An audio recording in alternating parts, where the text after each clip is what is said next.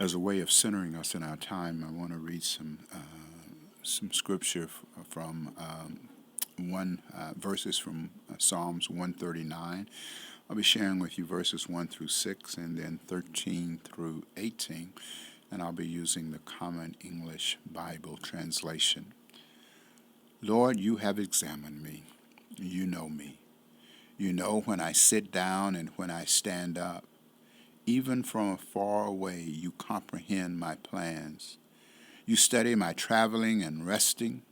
You are thoroughly familiar with all of my ways. There isn't a word on my tongue, Lord, that you don't already know completely. You surround me, front and back. You put your hand on me. That kind of knowledge is too much for me. It is so high above me that I can't reach it. You are the one who created my innermost parts. You knitted me together while I was still in my mother's womb. I give thanks to you that I was marvelously set apart. Your works are wonderful, and I know that very well. My bones weren't hidden from you when I was being put together in a secret place, when I was being woven together in the deep parts of the earth. Your eyes saw my embryo, and you scrolled every day was written that was being formed for me, before any one of them had even happened. God, your plans are incomprehensible to me. Their total number is countless. If I tried to count them, they outnumber the grains of sand. If I come to the very end, I'll still be with you. Amen. I want to welcome you to Hobson UMC on YouTube. I am VH Sonny Dixon Jr., and I am in for my weekly conversation with my son Trey. We took the Christmas holiday off, and it is a joy to be back. It was even more meaningful, I guess, along the holidays. For I heard for a few of you asked what was going on, and because you had been missing it, we in turn were doing something on Facebook. But know that for some of you, it was just a matter of checking in to hear, and a couple of you even said, "Well, we listened to some old things we hadn't heard before," so that meant a great deal. That it is important to you, so it's good to be back. Hope that your holidays were good. I know that during this holiday season, a lot of people experience some personal loss, and so we have been lifting up and holding you in prayer. But glad to be back with you. And hope that as you listen to this weekend, which is the weekend for the second Sunday after Epiphany, but it's also for some Human Relations weekend Sunday, and for others it is the weekend of celebrating the life and work and ministry of Martin Luther King Jr. So whatever is your focus for this weekend, we're glad that you're spending a little time with us.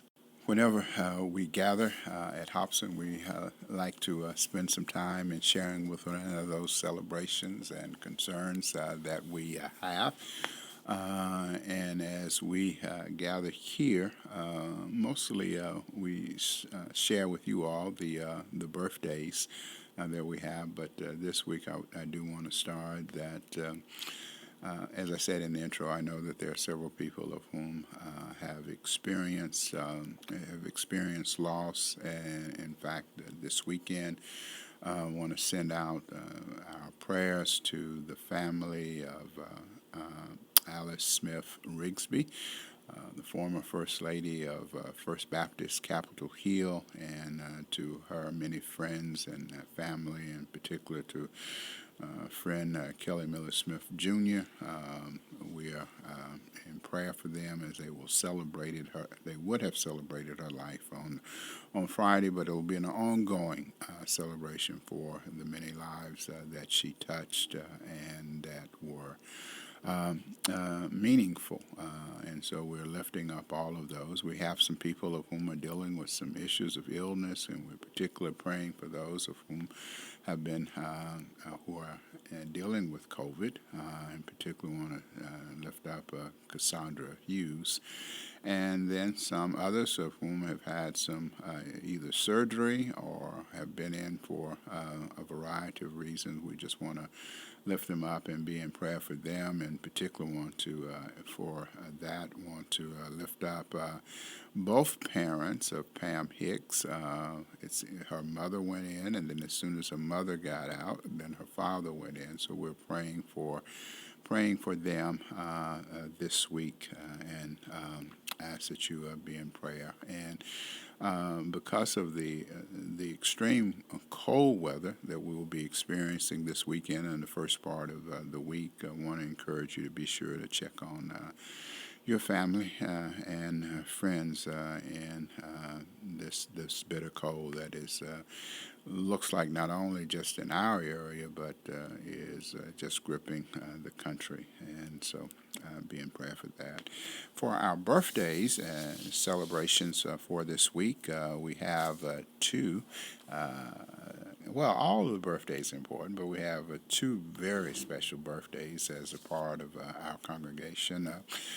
Crystal Doss, whose birthday is actually on Sunday, so we want to send our birthday shout out to her, and to later on in the week, Jim Milliken's birthday.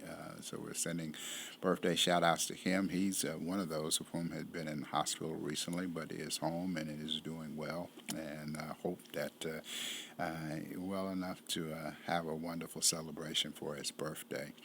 And then to that, Willametta Clark, James Springer, P.W. Burgess, Fabian Bitney, Larry George, cousin Nina Lockett, Alicia Gilbert, Melvin Black, Amanda Edmondson, Reverend Mary Jo Harvey, Lisa Wiltshire, Judge Rachel Bell, Kelly Hurd Biggers, former pastor of my home church and friend, Charles L. White Jr., Byers Davis, Tricia Hertzfield, Paul Bonner, Michelle Harris, Rolanda Michelle Wisdom, Denicia Stewart, Doug Milliken, Sandra Cooks, Dix Williams, Pamela Dixon Evans, Debbie Gould, Antoine Duncan, Emily McConnell, Cecilia Sawyers, Rosa Bozeman,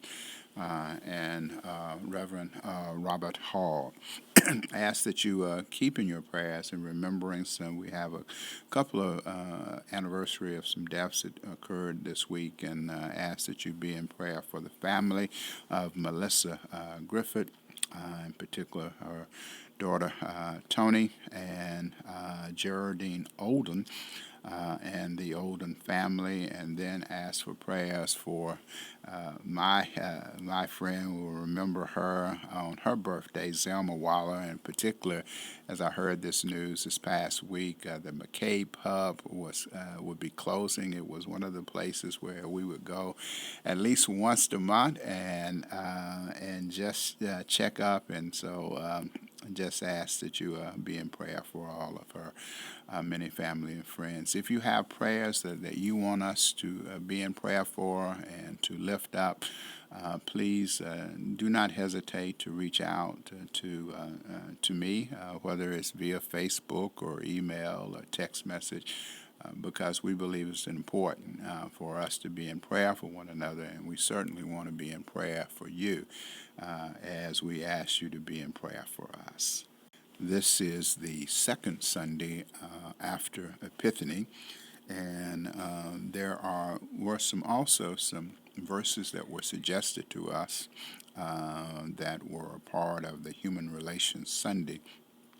But ultimately, I decided to stay with the gospel reading for this particular Sunday, and I'll share with you the reasoning of that, and part of it is in the conversation that ultimately that Trey and I will have after I share with you a brief reflection on this passage. But it is John, the first chapter, verses 43 through 51, and I'll be using this week the New Revised Standard Version. The next day, Jesus decided to go to Galilee. He found Philip and said to him, "Follow me." Now Philip was from Bethsaida, the city of Andrew and Peter.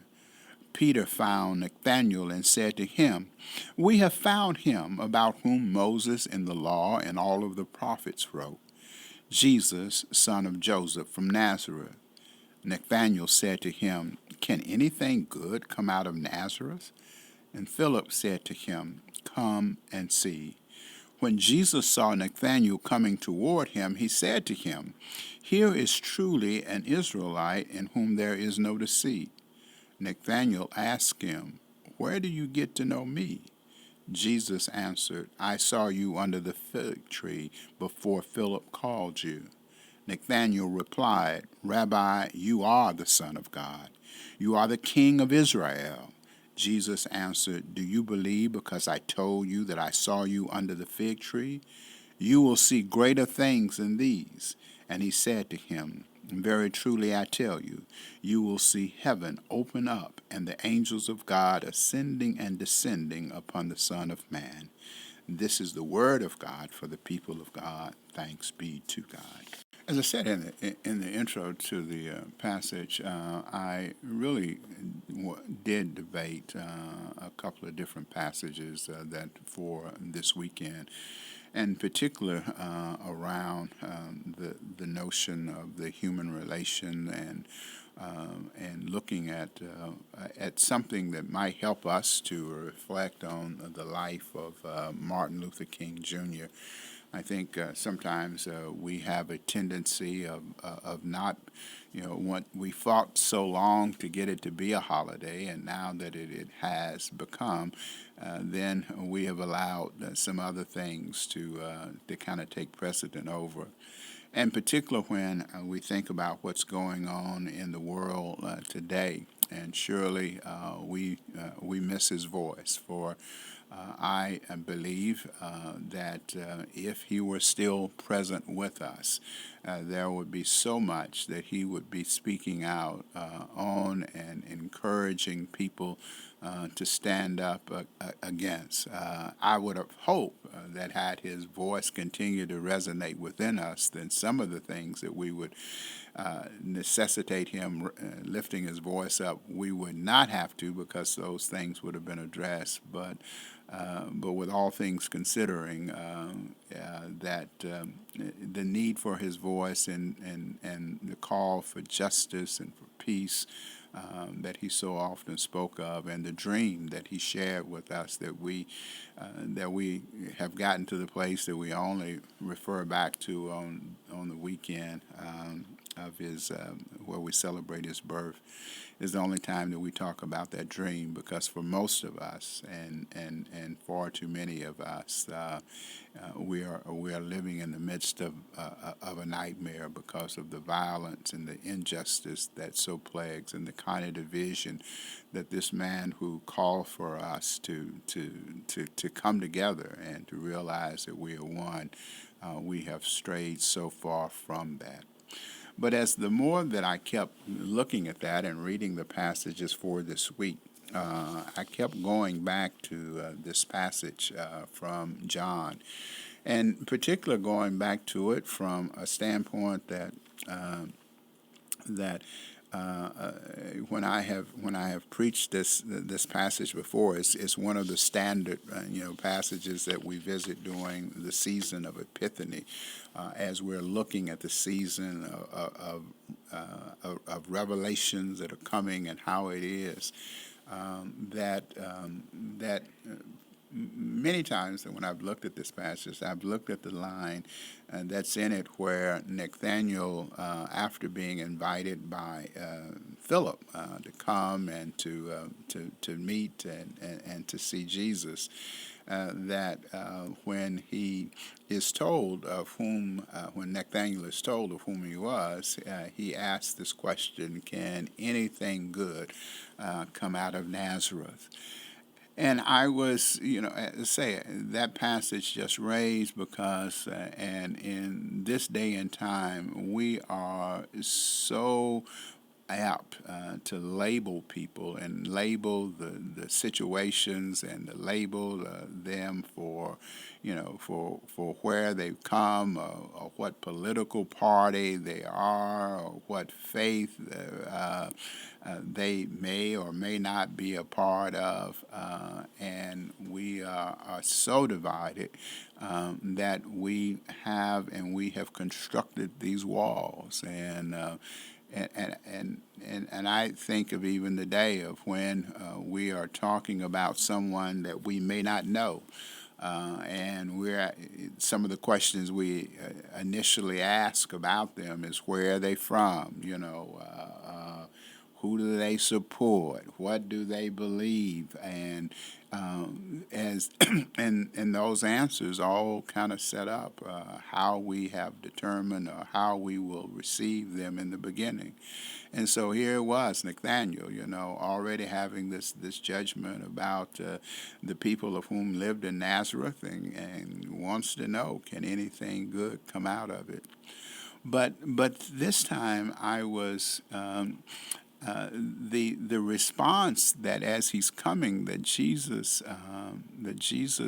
says to him, resonated with me a little different. I mean, I hear it, and and I've read it many times, but somehow that when Jesus responds and says, that here is one of whom is an Israelite, of whom there is no deceit. And Nathaniel says, what do I mean, just imagine, here's Nathaniel, already made up his mind and standing in judgment of Jesus.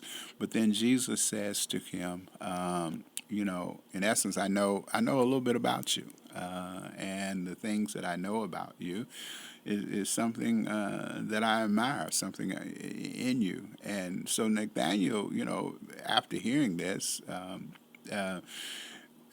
ask the question. I mean, how and we have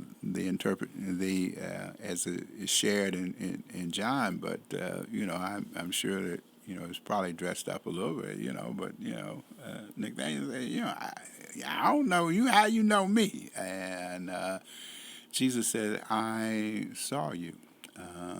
And I saw, in essence, what he was saying is, I saw what you were doing before the invitation came. I don't know why Philip went to you, but I am sure, based upon whatever it was that he was doing, and we don't know, and we can all speculate that, but there was something about the nature of him that of all of the people who were gathered, I am sure that he wasn't the only one, but that Peter went directly to him, and that whatever it was doing was impressive to the point that he wasn't doing it to be recognized by Jesus, but it was a part of who he naturally was in those moments, which has caused me to ask the question, and I will ask and ponder this question with the people on Sunday, to ask. One is to make us aware that Jesus is looking at us, and asking the question, what is Jesus seeing? And would Jesus' comments, based upon the invitation of others to come, and I say that is because we have gotten to the place of where I don't know if anybody is going and bringing and introducing or wants to introduce people to Jesus. We will ask them to come and to join our churches. We'll ask them to come and join our movement. We'll ask them to come and be on our side, to vote for our candidate, to support our team or whatever. But the question, is that for Philip was to say, come and see what Jesus is doing but Jesus had already seen what they are doing. And I just wonder, as Jesus is looking at us, and particularly in these very divisive times, it is one thing for us to look at what's going on and to be very critical, and I am one who is extremely critical of what's going on.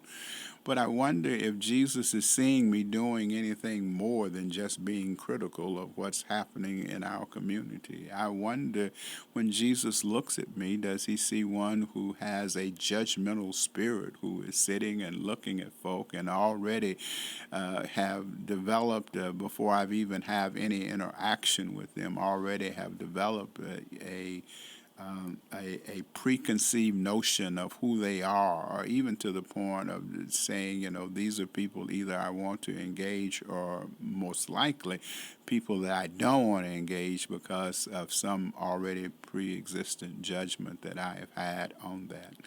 And so I think that that's an important thing for us, that on this King weekend, where we are calling for justice, where we are talking about this dream. It was interesting, before it came in, I was talking to Samir, and asked Samir today, I asked him, I said, what did you learn in school today?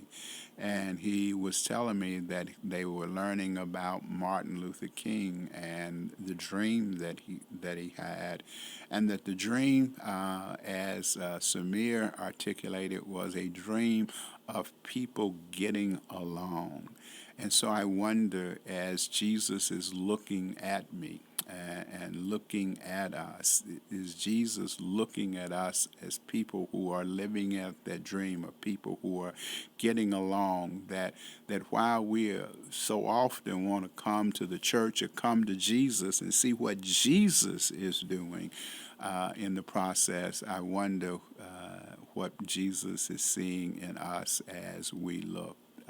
And certainly looking at us when we don't think that maybe Jesus might be looking. Yeah, we come to church and we say and try to do all of the right things because we anticipate being in the presence of. But when we move beyond those doors, beyond these doors, and when we're out in the midst of the community, and when we think that no one is watching, I wonder what it is that Jesus sees in us. So that's where I'm going with that, and I'm going to try and to tie that into. To what's going to be happening. Not only is this a weekend for the King celebration, but this is also the weekend for the first weekend for the NFL.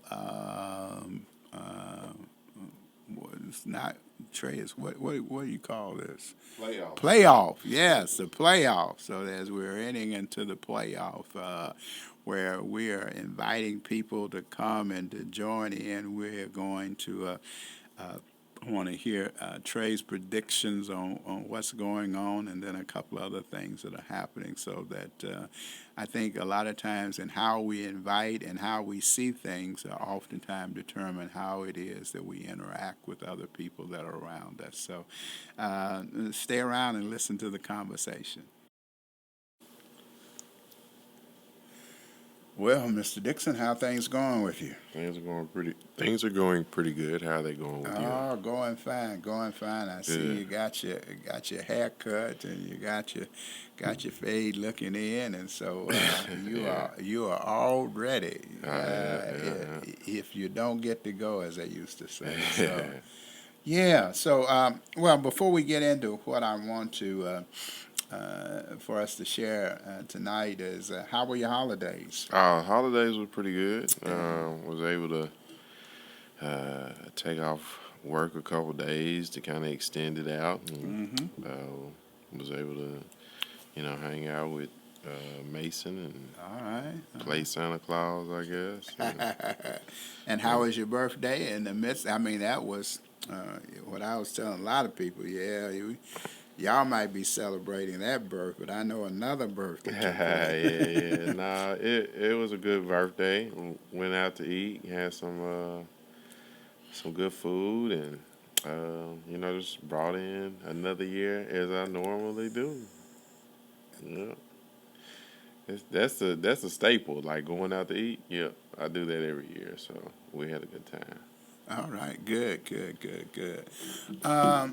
Well, this weekend, and Hmm. certainly as we look back over the last weekend, and in fact, a couple of people, reached out and asked because we have within a small congregation, but we have four or five teams, I guess, that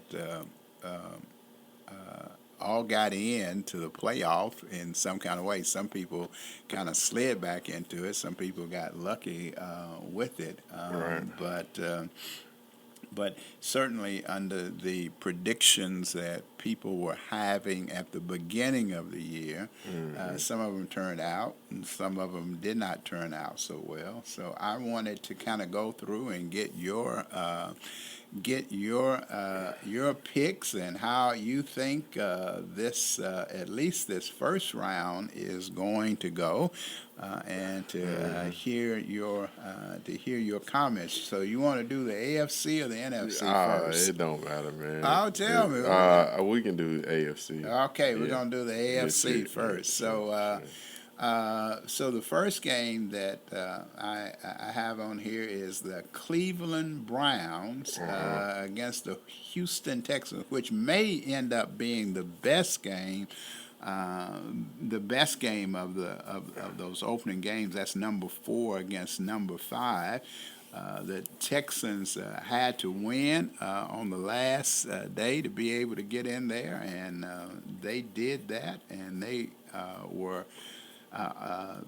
helped by the Tennessee Titans, who beat Jacksonville. And so, who are you picking in that game? It's in Cleveland, right? Yeah, it's in. Yeah. Uh, No, no, no, no. It's it's at in. Houston. Oh, it's It's at at Houston. Houston. Oh, Right. okay. Yeah, yeah. Yeah, They ended cause up being the he's a division winner. winner. Yeah, Yeah. yeah. That's right. That's right. Yeah, I'm still gonna pick the Cleveland Browns on that one. You I know, think. I think. people are giving them, and I think it's Joe Flacco, a lot of credit. He was sitting on the bench. I think he was at home, and they called him up, and he came out. They got their $250 million quarterback. Didn't play with about 3 or 4 games, and Deshaun Watson, and so Hmm. a lot of people are looking to the Browns, but then also there are some people who are like, this is the first time they've had a rookie quarterback and a rookie head coach with Houston going in. So yeah, a lot of people are excited about that, and the fact that it's in Houston, and they say nobody had predicted them to be anywhere near it. So. As they say, they're playing with house money. So, but you Hmm. are going with the Cleveland Browns. The Cleve. next game Yeah, Cleveland. that we have, and we have some members of our congregation that are Miami Dolphins fans, and the Miami Dolphins are playing the Kansas City Chiefs.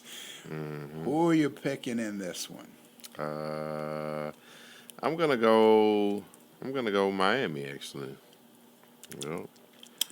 I'm gonna pick Miami. And why are you going with Miami? Because the reason I'm asking that is that the game is going to be played in Kansas City on Saturday night, and the high temperature for the game is expected to be 8 degrees with a Hmm. wind chill factor putting the temperature down around 0. Right. Yeah. Yeah. So you coming from Miami, where you were walking around in your tank top and now gotta go, but you are still going to go with the Dolphins. Yeah. Yeah. I think the Well, Dolphins well, the are. church members will be happy. I think the Dolphins are dynamic in a way that they have a lot of offensive firepower. Hmm. Um, and the Chiefs just, I think they have either lost a little of what made them great for the past couple of years. Yeah. That they have their own set of tails, if you will. That I think a lot of teams have picked up on, and I just think it's their time. It's Yeah. their time to make it happen. Even though they've kind of been struggling here lately, but I think they'll do all right. Well, if it's anything, I mean, as you say, the one weapon that Miami does rely on is Tyreek Hill, and if anybody understands the weather and what it means to play in that cold January weather in Kansas City, it is him. So maybe he will be able to adjust, and we will see. And then the last game in the AFC that weekend is the Pittsburgh Steelers playing at the Buffalo Bills. That people at the beginning of the year had picked Buffalo to kind of run away with it. They had some trouble. And then in the middle of the year, when they ended up being 6-6, people say, it's over with, fire the coach, do all of these kind of things. But they won their last 5 games, and they are in. In fact, they beat the Miami Dolphins to be able to clinch the number 2 spot.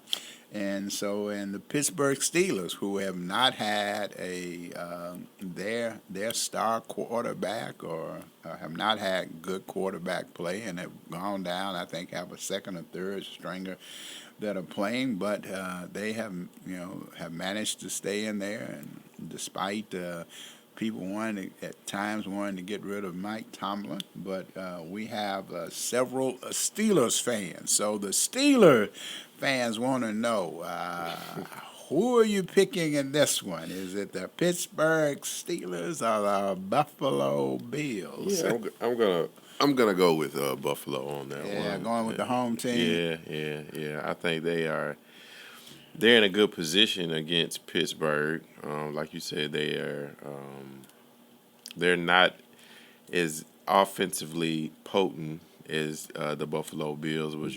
Their defense is kind of their meal ticket. So, Yeah. but I think the Buffalo Bills are gonna handle All some right. business. All right. Well, now let's go over to the NFC. Sure. And the first game I want us to talk about is the Green Bay Packers and the Dallas Cowboys. We got a couple of Packer fans who are in, and I don't know that we have any any Dallas Cowboy fans. We've got a bunch of Dallas Cowboy haters, but the Green Bay Packers are playing the Dallas Cowboys. Number 7 Green Bay versus number 2 Dallas Cowboy. Who you got? Yeah, I'm gonna say the Cowboys are gonna pull that. Oh, I know how difficult that was. Yeah. But I mean, this is one time I wish that we were doing it on video, and if we were doing it on video, you all would see and understand why that was difficult. We'll get to it later, though. yeah. I think the Cowboys are gonna win though.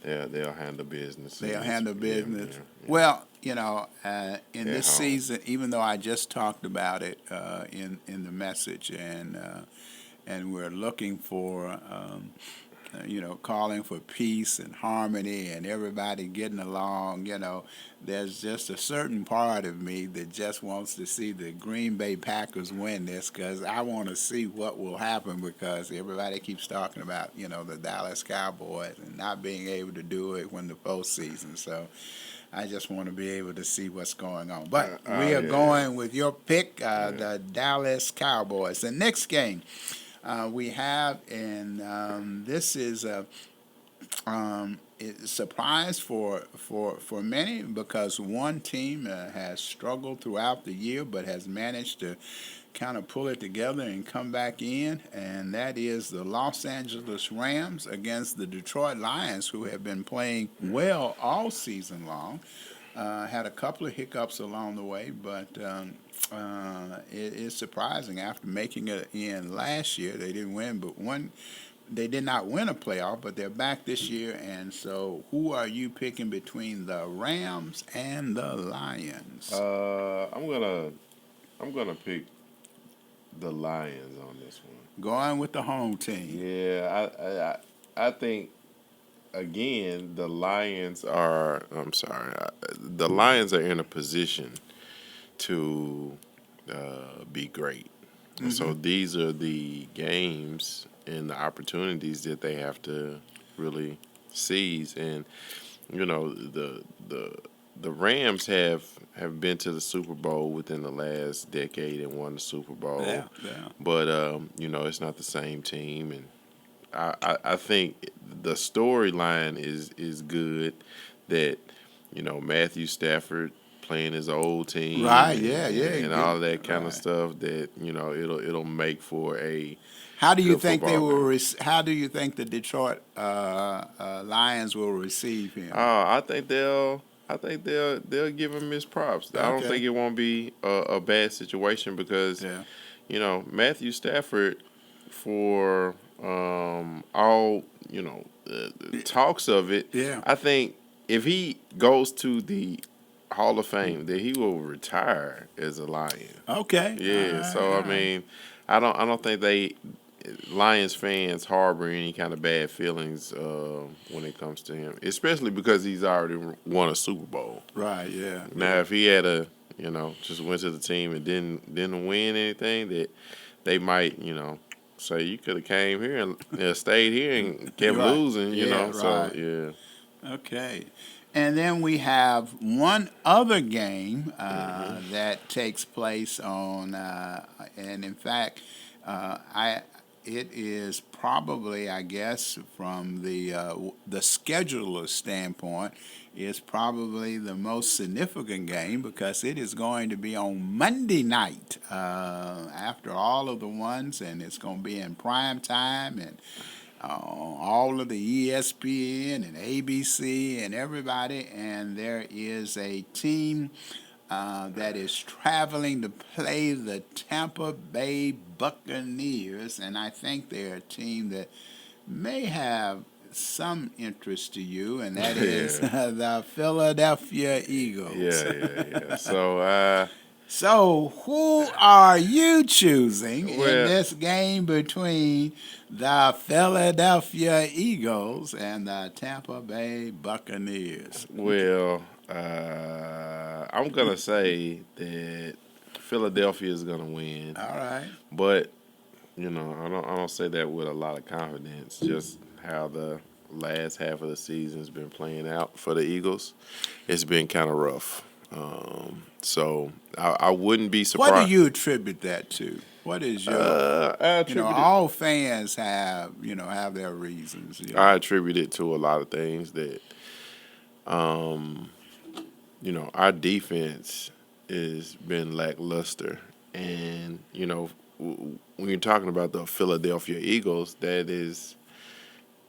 has always been our staple. The defensive end of the football game, and I don't know what. I haven't looked at the injury report to see if there are, some injuries still are going to be, part of that defensive struggle. But I think Tampa Bay has a great defense, and if Jalen Hurts and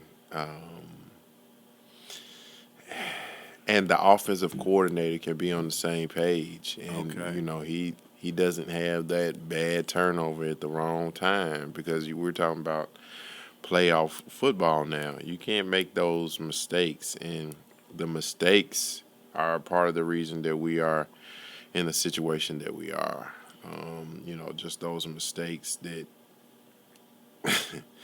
when you get beat by the the Cardinals at home, Right. that's like that's terrible. Yeah. There's nothing you can really say as a fan that that was just a horrible loss Yeah. from that standpoint of it. Well, one of the But go reasons, Birds. yeah, one of the reasons not only did I say it because you are, a Philadelphia fan, but in looking at the the scripture that we had, and we're looking this week, and we're also looking next week. I mean, the calling of the disciples, and there are two different, well, each one of the gospels have a different approaches what happened with that.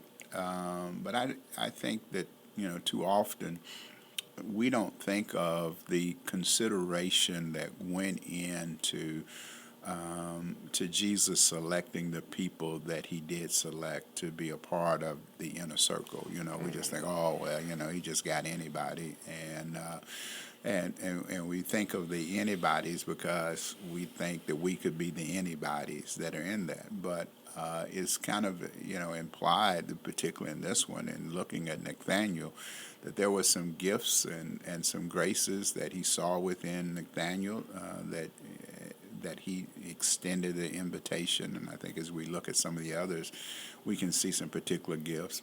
And I thought of that as I thought of the Philadelphia, because while not an Eagle fan, I'm a fan of yours, and so because of you, I tend to look at the Eagles and watch and to pull for them. And I have the question,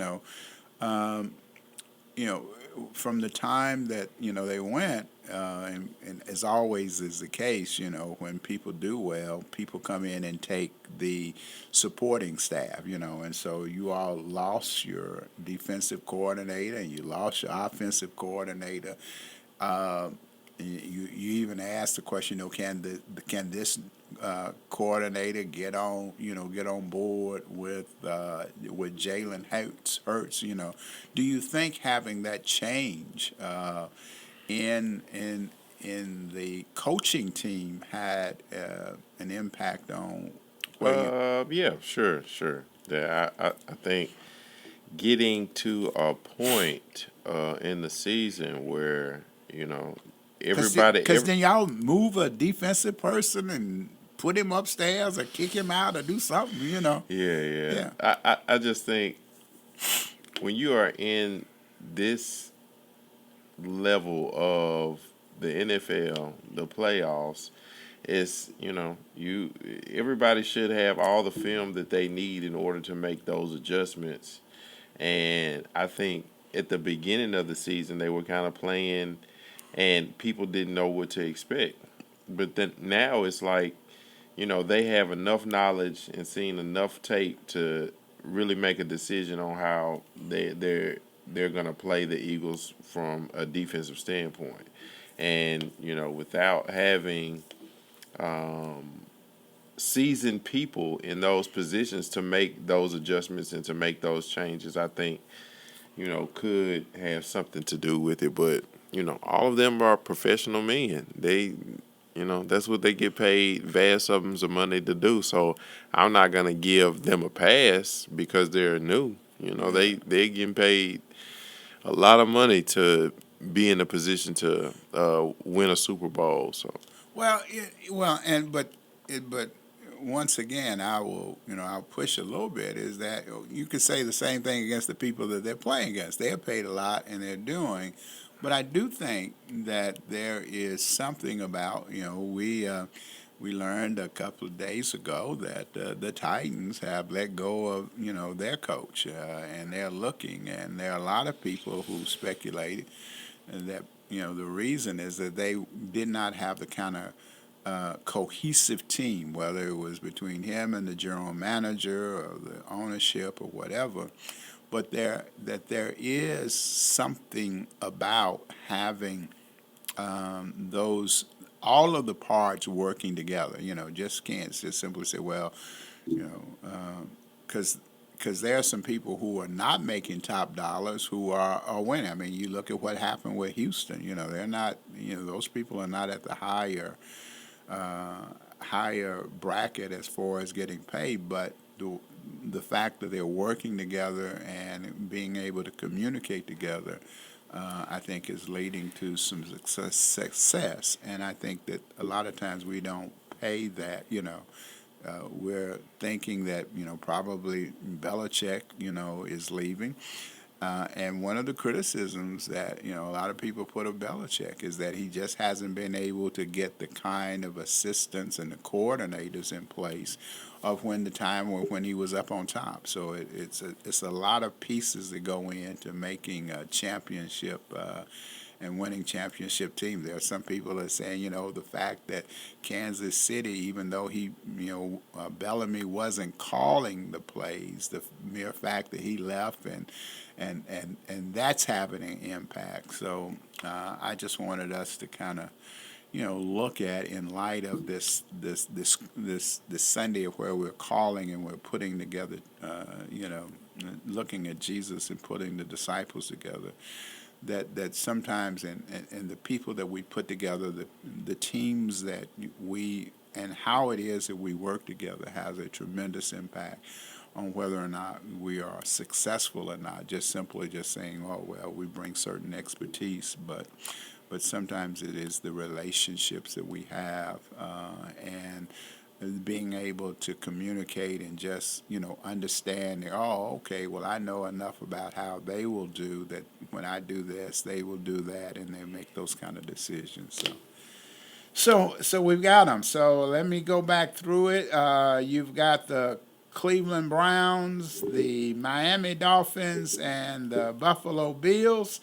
And then in the NFC, you've got the Dallas Cowboys, Detroit Lions, and the Philadelphia Eagles. We will see how they turn out, and we'll check back in next week.